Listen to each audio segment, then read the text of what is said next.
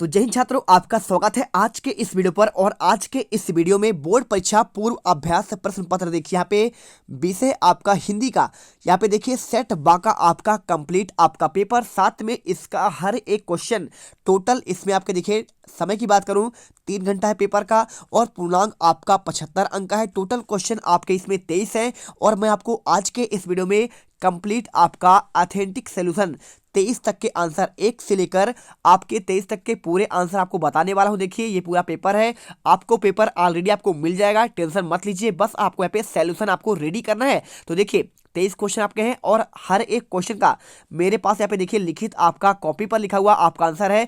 तो आप टेंशन मत लीजिए, हर एक क्वेश्चन का आपको आंसर आपको यहाँ पे देखने को मिल जाएगा। और लास्ट क्वेश्चन देखिए आपका यहाँ पे 22वां और इसके बाद आपका 23वां, सभी के आंसर चलिए एक एक करके देखते हैं। जो भी छात्र पहली बार बीएड कर रहे हैं, वीडियो को दिल से लाइक करें और साथ में चैनल को आपको सब्सक्राइब कर लेना, जिससे आपको आने वाले हर एक वीडियो का सबसे पहले आपको नोटिफिकेशन मिलती रहे। तो चलिए इस वीडियो को स्टार्ट करते हैं। सबसे पहले क्वेश्चन आपका आता है यहाँ पे सही विकल्प वाले क्वेश्चन 6 नंबर के। ठीक है, देखिए आंसर आपको मैं लिखे दिखा दूंगा, पहले एक बार आप समझ तो लो, इसके बाद आपको यहाँ पे पूरे आंसर एक एक करके आपको मैं दिखा दूंगा। स्क्रीनशॉट करिएगा और लिख लीजिएगा। देखिए पहला क्वेश्चन लिखा है यहाँ पे, प्रयोगवाद का प्रारंभ आपका कब माना जाता है? 1943 में, 1911, 1963 या फिर आपका 1936।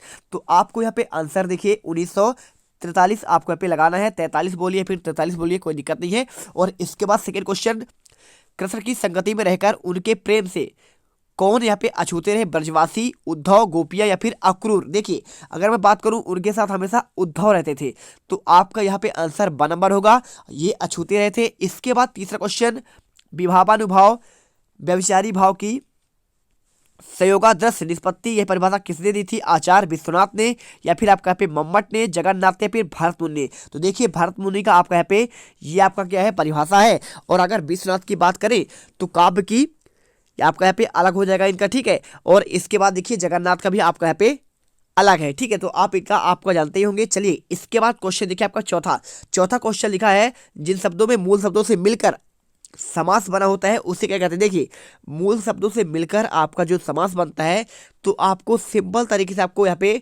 आंसर लगाना पड़ेगा। किसमें? आपको यहाँ पे पूर्व पद करना पड़ेगा। क्या करना पड़ेगा? आपका यहाँ पे पूर्व पद हो जाएगा, ना तो आपका पूर्वा होगा, ना ही आपका यहाँ पे उत्तर पद होगा, ना ही आपका यहाँ पे मध्य पद होगा। इसके बाद छठा नंबर, माता का अचल पाठ में अव्यक्ति हुई है, तो आपको बताना है। देखिए तो देखिए यहाँ पे आपको सिंपल तरीके से आपको देखिए क्वेश्चन आपका ये हो गया। इसके बाद देखिए माता का आंचल की बात कर रहा है, तो ग्रामीण जीवन पर बाल मनोभाव की, माटी कला के विकास की, या फिर आपका शैक्षिक अनुसंधान की। तो देखिए आपको यहाँ पे आंसर आपको इसमें बाल मनोभावों के आपको यहाँ पे आंसर करना पड़ेगा। माता का आंचल देखिए यहाँ पे आपका इस पर आधारित है। और इसके बाद आपका स्टार्ट होता है रिक्त वाले क्वेश्चन। अब देखिए पहला क्वेश्चन लिखा है, राम लक्ष्मण परशुराम संवाद रामचरित के किस से लिया गया है? बालकांड से, अयोध्या कांड से, फिर आपका सुंदरकांड से। तो आपको यहाँ पे आंसर जो है आपको यहाँ पे बालकांड करना पड़ेगा। ठीक है, चलिए इसके बाद क्वेश्चन देखिए आपका यहाँ पे नेक्स्ट क्वेश्चन आपका यहाँ पे दिया गया है। यहाँ पे आप देखेंगे क्वेश्चन में क्या लिखा है, 4 चरणों में समान मात्रा वाले छंद को डैश डैश कहते हैं। तो क्या कहते हैं? आप जानते हैं ना, जिसमें आपका यहाँ पे समान मात्रा होता है उसे हमेशा क्या कहते हैं? आपका सममात्रिक छंद कहते हैं। तो आपको ये वाला ऑप्शन लगाना है। और इसके बाद देखिए भावों को बढ़ाने या फिर उद्दीप्त करने वाले पदार्थ डैश डैश कहलाते हैं, उद्दीपन, अनुभाव या फिर विभाव। तो आप जानते हैं भावों को जो बढ़ाता है, उद्दीप्त करता है, उसे उद्दीपन कहा जाता है। और इसके बाद देखिए क्वेश्चन आपका नेक्स्ट लिखा है, राम वृक्ष बेनीपुरी की रचनाएं पत्र पत्रिकाओं में डैश डैश की आयु से छपने लगी थी। तो आपका यहाँ पे 15, 17, 18 राइट आंसर आपका यहाँ पे आपका 15 वर्ष होगा। इसके बाद क्वेश्चन, अर्थ के आधार पर वाक्य के भेद कितने होते हैं? 8 या फिर 3 या फिर 4। तो देखिए अर्थ के आधार पर आपके 8 भेद होते हैं। कितने होते हैं? आपके 8 भेद। तो आप यहाँ पे पूरा आप पढ़ लीजिएगा, इच्छावाचक, विधानवाचक, नकारात्मक वाक्य, विस्मयादि बोधक, है ना। तो आप पढ़ लीजिए, सभी आपके यहाँ पे संकेत वाचक सहित आपके टोटल आपके 8 होते हैं। और अगर वाक्य देखिए ये आपका अर्थ के आधार पर था, एक आपका होता है यहाँ पे किसके आधार पर? रचना के आधार पर। रचना के आधार पर 3 होते हैं, सरल, संयुक्त और मिश्रित वाक्य होते हैं। चलिए इसके बाद गंतोक से डैश डैश किलोमीटर की दूरी पर यहाँ पे युग्मात आपका था 149, 139, 159। आंसर आपका यहाँ पे 149 होगा। इसके बाद क्वेश्चन देखिए आपका यहाँ पे सही जोड़ी वाले क्वेश्चन आते हैं। 6 नंबर क्वेश्चन, पहला लिखा है नागार्जुन। तो नागार्जुन की अगर मैं आंसर की बात करूं तो आप यहाँ पे देख लीजिए सिंपल तरीके से आपका यहाँ पे नागार्जुन का आपका आंसर देखिए, ये इनका एक रचना क्या है, तो आप जानते हैं नागार्जुन का आपका यहाँ पे आधुनिक कबीर इन्हें कहा जाता है। तो आप यहाँ पे आंसर आपको घ नंबर पर कर दीजिए। इसके बाद मेघाय बंठनकर में अलंकार कौन सा है, आपको यहाँ पे मानवीकरण आपका अलंकार देखिए, जहाँ पे आपका प्रकृति की बात करें वहाँ पे आपका मानवीकरण अलंकार होता है। कहानी के तत्व क्या है, तो कहानी के आपके यहाँ पे 6 आपके तत्व मान जाते हैं। और एहतियात यानी क्या होता है, तो एहतियात यानी आपका होता है सावधानी होता है। और गले का हार क्या है, तो गले का हार आपका यहाँ पे बहुत प्रिय होता है। ठीक है, तो आप यहाँ पे बहुत प्रिय करिए। इसके बाद प्रेयर व्हील क्या होता है, तो आपका यहाँ पे एक धर्म चक्र होता है। और आगे देखिए यहाँ पे आपका आता है एक वाक्य में उत्तर। तो एक वाक्य में उत्तर देखिए क्या लिखा है यहाँ पे, देखिए एक वाक्य में उत्तर कैसे करेंगे। इसके पहले आपको यहाँ पे चलिए आपके सभी के आंसर एक बार आपको दिखा देते हैं, ठीक है, जिससे आपको यहाँ पे मिल जाए। तो आप यहाँ पे देख सकते हैं, यहाँ पे पहला जो क्वेश्चन आपको यहाँ पे दिया गया है सही विकल्प वाले क्वेश्चन, तो टोटल आपके इसमें 6 क्वेश्चन है। तो 6 क्वेश्चन आपके पास ऑलरेडी पेपर है, तो क्वेश्चन आप देख लीजिए। और अगर मैं इनके आंसर की बात करूं तो देखिए आपके 6 के आंसर आपको यहाँ पे मिल जाएंगे। तो आपका पहले का आंसर आपको यहाँ पे लिखित आपको आपका ये रहा, पहले का आंसर 1943, दूसरे का आंसर उद्धव, तीसरे का आंसर भरत मुनि, चौथे का आंसर आपका बसहा, पांचवें का आंसर पूर्व पद, छठे का आंसर आपका बाल मनोभावों की। और इसके बाद देखिए क्वेश्चन आपका दूसरा आता है। तो दूसरा क्वेश्चन आप जब आप देखेंगे तो आपका इसमें रिक्शन वाले क्वेश्चन आते हैं, तो सभी आपको मैंने पढ़कर बता ही दिया है। तो आप यहाँ पे देखिए सिंपल तरीके से इन सभी क्वेश्चन को देखिए और इनके आंसर आपको लिखित आंसर आपको ये मिल जाएगा। देखिए पहला आपका बालकांड से, दूसरा आपका सम्मात्रिक, तीसरा आपका उद्दीपन, चौथा आपका 15 वर्ष, और इसके बाद आपका 8 और 149 आप आंसर करिए। इसके बाद देखिए तीसरा क्वेश्चन, तो तीसरा क्वेश्चन आपका सही जोड़ी था, सही जोड़ी आपको मैंने बता ही दिया है। अगर आप इनका आंसर चाहते हैं तो देखिए आपको यहाँ पे आंसर आपको यहाँ पे ये मिल जाएगा। देखिए पूरे सभी के आंसर आपको सामने सामने आपके लिखे गए हैं, आप यहाँ पे हर एक क्वेश्चन का आंसर स्क्रीनशॉट कर सकते हैं। इसके बाद क्वेश्चन नंबर आपका चौथा, तो चौथा क्वेश्चन आपका यहाँ पे दिया गया है आपके एक वाक्य में उत्तर। अब देखिए पहला क्वेश्चन यहाँ पे लिखा गया है कवि निराला ने बादलों की तुलना किससे की थी। तो अगर मैं नॉर्मली बताऊं आपको तो यहाँ पे बादलों की तुलना किससे की गई थी, देखिए यहाँ पे आपका पहला आंसर आ जाएगा। देखिए आपका पे निराला ने यहाँ पे बादलों की तुलना यहाँ पे की थी क्रांति से। और इसके बाद देखिए क्वेश्चन नंबर आपका दूसरा, तो दूसरा क्वेश्चन आपका यहाँ पे दिया गया है गणों की संख्या आपका कितना होता है। आप जानते हैं हमेशा आपके 8 गण होते हैं, राजमाता या माता राजभान सलगा, आपने पढ़ा होगा ना, या माता राजभान सलगा, आप इसे जानते होंगे। चलिए आप ये कर लीजिए। और इसके बाद देखिए मन्नू भंडारी के पिता रसोई को क्या कहते हैं, ठीक है, तो जानते हैं क्या है, भटियार खाना कहते थे। आप इसे एक बार सुन लीजिए। इसके बाद आंसर आपको दिखाते हैं। 2 वर्णों के मेल को कहते हैं आपका संधि कहते हैं। और मूर्खों में अल्पज्ञ के महत्व के लिए कौन सा लोकोक्ति है, तो यहाँ पे आपका अंधों में काना राजा। और माता के आंचल कहानी के अनुसार भोलानाथ के घावों को यहाँ पे क्या लगाया था, तो आपको बताना है यहाँ पे उनके घावों पर क्या लगाया। चलिए आपको सारे आंसर आपको यहाँ पे दे देते हैं, आपको लिखित। तो देखिए आपका पे पहले का आंसर आपको पा गया। आपका लास्ट का आंसर देखिए यहाँ पे क्या लिखा है, लास्ट में आंसर देखिए माता का आंचल कहानी के अनुसार माँ ने भोलानाथ के घावों पर हल्दी लगाया था, ठीक है, तो क्या लगाया था, हल्दी। पहले का आंसर आपका यहाँ पे ये मिल जाएगा, दूसरे का आंसर आपका ये है, तीसरे का आंसर आपका ये, चौथे का आंसर आपका ये, और पांचवें का आंसर आपका ये, ठीक है। तो सभी आंसर देख लो। और इसके बाद क्वेश्चन आपका आता है सत असत वाले क्वेश्चन। तो सत असत वाले क्वेश्चन देखिए क्या लिखा है। पहला क्वेश्चन आपको यहाँ पे लिखा गया है सत असत वाले संगीतकार की आवाज में हिचक साफ सुनाई देती है, तो आपको आंसर यहाँ पे आपको सत्य करना पड़ेगा। इसके बाद देखिए जहां अलौकिक आश्चर्य भाव उत्पन्न हो वहां विभत्स रस होता है, तो आपको यहाँ पे असत्य करना है। और इसके बाद देखिए क्वेश्चन तीसरा, एक संस्कृत व्यक्ति किसी नई चीज की खोज नहीं करता है, आपको इसको भी आपका असत्य करना है क्योंकि ऐसा तो है नहीं। और न्याय के अनुसार न्याय करना क्या आपका न्यायशीलता कहलाता है, तो आपका यहाँ पे आपका सत्य होगा। और इसके बाद भोलेनाथ का अधिकतर समय उनकी मैया के सानिध्य में गुजरता था, तो आपको यहाँ पे आंसर देखिए क्वेश्चन आपका पांचवें का आंसर आपको यहाँ पे असत्य करना है। ऐसा तो है नहीं कि माँ की सानिध्य में हमेशा गुजरेगा, प्रत्यय आपके पाठ के अनुसार, और प्रत्यय अनुभव की अपेक्षा में अनुभूति लिखने में मदद करती है, आपको यहाँ पे असत्य करना है। और लास्ट क्वेश्चन देखिए यहाँ पे आपका लास्ट वाला है ना, तो आपको इसमें सत्य करना पड़ेगा, ठीक है। प्रत्यक्ष अनुभव की अपेक्षा अनुभूति लेखन में मदद करती है, तो आप इसमें सत्य करिएगा। चलिए आपको इनका मैं आंसर आपको दिखा देता हूँ लिखित। तो आप आंसर देखिए, ये आपको आंसर आपको ये मिल जाएगा। आपका पहला का आपका सत्य, दूसरा आपका असत्य, तीसरा असत्य, चौथा सत्य, पांचवा असत्य, और छठा आपका सत्य होगा। इसके बाद क्वेश्चन देखिए आपका 6 नंबर। तो 6 नंबर क्वेश्चन आपका पे लिखा है रीतिकालीन काव्य की आपको दो विशेषता बतलानी है। प्रयोगवाद काव्य की आपका कोई आपको दो विशेषता बतलानी है। तो यदि आपके पास होगा क्या परीक्षा बोध होगा तो आप उसमें से आसानी से इनके आंसर देख सकते हैं, कोई दिक्कत है नहीं। ठीक है, तो एक बार आप अच्छे से देख लेना और जो 8वां सवाल जो आपको चाहे आप लिख लीजिए, बाकी मैं आपको एक का आंसर यहाँ पे आपको दे रहा हूँ। ठीक है, चलिए आपको आंसर दे देते हैं।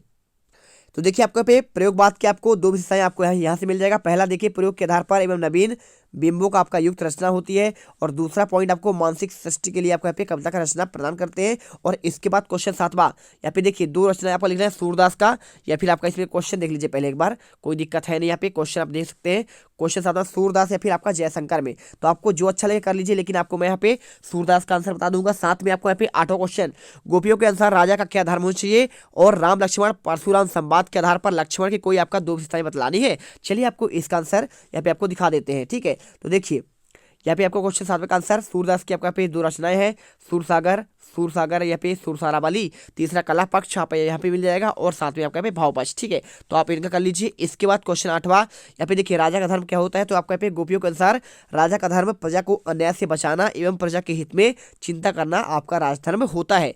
क्वेश्चन नंबर 9 में दिया था, कवि ने बच्चे को, यहाँ पे मुस्कान वाला क्वेश्चन था, आंसर करिए। बच्चों को मुस्कान बहुत मोहक लगती थी जो उसे मृत शरीर में जान डाल देती थी, आपको यह आंसर करना पड़ेगा। इसके बाद क्वेश्चन देखिए आपका पे 10वां आता है, यहाँ पे महाकाव्य की दो विशेषता आपको लिखनी है। तो देखिए किसी भी महानायक जीवन का यहाँ पे समग्र चित्रण यानी संपूर्ण चरित्र का चित्रण होता है। इसमें आपके 8 या फिर 8 से अधिक सर्ग होते हैं, और महाकाव्य में कम से कम देखिए वही लिखा है ना। और इसमें उदाहरण जैसे आपको यहाँ पे रामचरित आप मानस यहाँ पे कर सकते हैं, कोई दिक्कत है नहीं।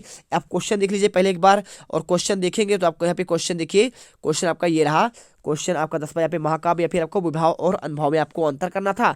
और इसके बाद देखिए क्वेश्चन आपका यहाँ पे 8वां का आंसर आपको यहाँ पे ये मिल गया था आपको यहाँ पे, है ना। और इसके बाद क्वेश्चन देखिए 11वां, दोहा छंद या फिर आपका इसका अनुक्ति अलंकार की परिभाषा करना है, और गद्य की प्रमुख गौण विभागों के नाम या फिर आपका रेखा चित्र और आपका संस्मरण में आपको अंतर देना है। क्वेश्चन 13 में देखिए यहाँ पे लिखा है राम वृक्ष बेनीपुरी, और या फिर इनके साहित्यिक परिचय देना है।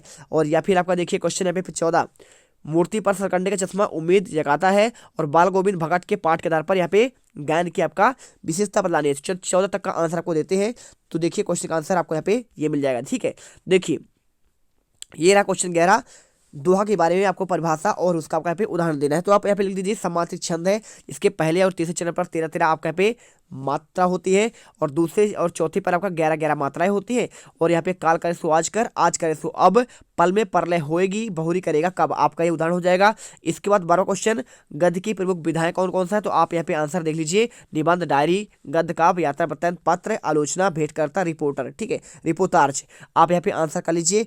इसके बाद क्वेश्चन देखिए 13वां, राम वृक्ष बेनीपुरी, है ना, तो आपका इनका क्या लिखना है, आपका रचनाएं और आपका भाषा शैली। तो देखिए कार्ल मार्क्स और आपका यहाँ पे माटी की मूर्तें, और इसके अलावा देखिए आप यहाँ पे आपका भाषा और आपका ये शैली, आप इनके बारे में लिख दीजिए। इनकी भाषा व्यवहारिक थी, इनमें सरलता, सुबोधता और सजीवता पाई जाती है। इनकी शैली वर्णनात्मक, भावात्मक और प्रतीकात्मक होती है। क्वेश्चन नंबर देखिए 14वां, यहाँ पे आपका बाल गोविंद भगत वाला क्वेश्चन था, तो आपको देखिए बाल गोविंद भगत के मधुर गायन में तल्लीनता थी, उनके मस्ती और अलौकिक मिठास थी, उनके गायन में कबीर और ईश्वर भक्ति भावना यहाँ पे गाते हुए झूमते हुए मस्त हो जाते थे। आपको ये आंसर करना पड़ेगा। और क्वेश्चन देखिए 15वां, आपको यहाँ पे आंसर आपको करना है, पहले 15 का पहले क्वेश्चन देख लीजिए, और क्वेश्चन देखने के बाद आपको यहाँ पे आंसर दिखाते हैं। देखिए क्वेश्चन नंबर आपका 15वां आपको यहाँ पे लिखा गया है, सुशील वाद्यों से अभिप्राय क्या है, और किसी वाद्य सुशील वाद्यों में साय की उपाधि दी गई है, या फिर आपका वास्तविक अर्थों में संस्कृत व्यक्ति किसे कहा जाता है। तो आपको इसका अगर मैं आंसर की बात करूं तो आपका आंसर आपका यहाँ पे ये मिल जाएगा। देखिए यहाँ पे आपका आंसर आपका ये रहा, तो आप इसका आंसर यहाँ पे आप सिंपल तरीके से देखिए कर सकते हैं, आपको ये रहा। ठीक है, तो 15 का पहले वाले का आपको आंसर आपको ये मिल जाएगा।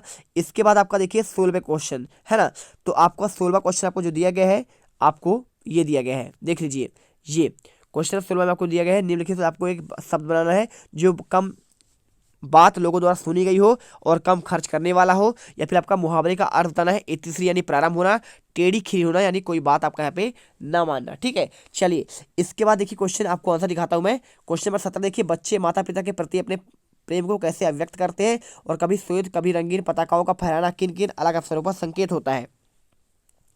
तो चलिए क्वेश्चन आपका यहाँ पे आंसर 16, 17, 18 का दिखाते हैं, तो आपका आंसर आपको यहाँ पे ये मिल जाएगा। 16 का आंसर देखिए, जो बातें लोगों द्वारा कम सुनी गई उसे अब्बाह कहते हैं, और कम खर्च करने वाला आपका यहाँ पे कंजूस कहलाता है। क्वेश्चन 17वां, श्वेत पताकाओं को जब लगाते हैं तो जब किसी की मृत्यु हुई, रंगीन पताकाओं तब लगाते हैं जब काम का यहाँ पे उदय हुआ हो या फिर शुरुआत हुआ है। ठीक है, चलिए यहाँ पे इसके बाद देखिए क्वेश्चन 18वां, यहाँ पे संदर्भ और प्रसंग लिखना है। ठीक है, तो पहले देख लो क्वेश्चन 18वां और इसके बाद संदर्भ प्रसंग आपको दिखाते हैं। तो संदर्भ प्रसंग आपका यहाँ पे ये हो जाएगा, देख लीजिए क्वेश्चन आपका 18वां, यहाँ पे आपका इसका आंसर आपको दे रहा हूँ, है ना। तो आप इसका आंसर देख लीजिए, और आपको बादर गरजू यहाँ पे 2 क्वेश्चन है तो आपका इनका आंसर देना है। इसके बाद 19वां क्वेश्चन देखिए, गद्यांश का आपको संदर्भ प्रसंग व्याख्या करना है।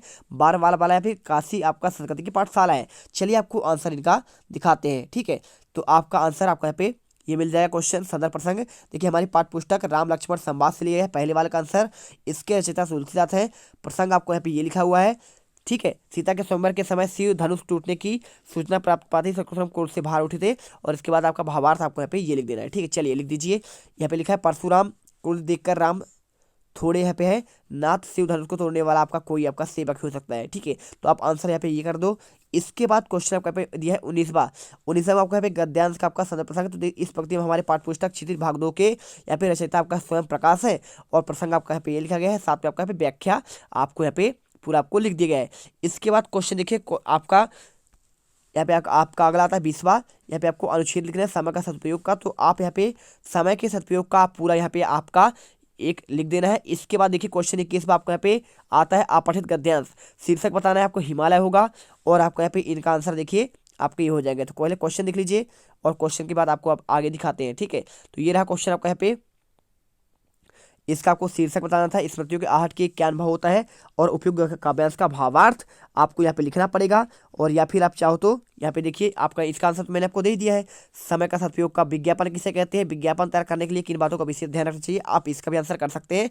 और बाकी मैं आपको इसका आंसर आपको दे रहा हूँ। चलिए आपको दिखाते हैं, वैदिक काल वाला आपका दिया गया है आपको इसमें। और क्वेश्चन 22 में परीक्षा काल में ध्वनि विस्तार के अंत पर प्रतिबंध लगाने हेतु जिलाधिकारी को आवेदन पत्र, और अपने वृद्धा दादा दादी के लिए स्वास्थ्य की जानकारी लेने हेतु पिताजी को पत्र, या फिर लास्ट में आपको यहाँ पे विद्यार्थी जीवन नैतिक मूल्य का आपका यहाँ पे देखिए यहाँ पे आपका सेट मैं आपको ऑलरेडी मैंने सबका आंसर दिखा दिया था। तो आपका यहाँ पे निबंध तो आप खुद से कर लीजिएगा, जल जीवन है, फिर साहित्य समाज का यहाँ पे स्वच्छ भारत अभियान के बारे में, पर्यावरण प्रदूषण के बारे में, या फिर विद्यार्थी जीवन में यहाँ पे नैतिक मूल्यों को महत्व। चलिए आप आंसर देखते हैं। ठीक है, तो आप यहाँ पे आंसर ये आपका देख सकते हैं। देखिए क्वेश्चन आपका यहाँ पे 21वां ये आपका हो जाएगा शीर्षक हिमालय और वैदिक काल अथवा वाला क्वेश्चन है। ठीक है, तो हिमालय का पवित्र माना जाता है, और इसके बाद आपका यहाँ पे आपका सारांश लिख दीजिए। इसके बाद क्वेश्चन 22वां देखिए, जिला अधिकारी को यहाँ पे ध्वनि विस्तारक यंत्र वाला क्वेश्चन है, लाउड स्पीकर वाला। तो आपको यहाँ पे आंसर लिख देना है। सबने निवेदन है कि मैं शासकीय उत्कृष्ट विद्यालय का छात्र हूँ, हमारे विद्यालय में पीछे कई सारे ध्वनि यंत्रों का प्रयोग किया जाता है, और अत्यधिक शोर के कारण हम पढ़ नहीं पाते, हमारी बोर्ड परीक्षाएं भी यहाँ पे पास आ रही है, अतः आपसे निवेदन है कि ध्वनि विस्तारक यंत्रों पर यहाँ पे प्रतिबंध लगाएं। आपका भवदी युवराज प्रजापति कक्षा 10 पे आपका दिनांक लिख देना है।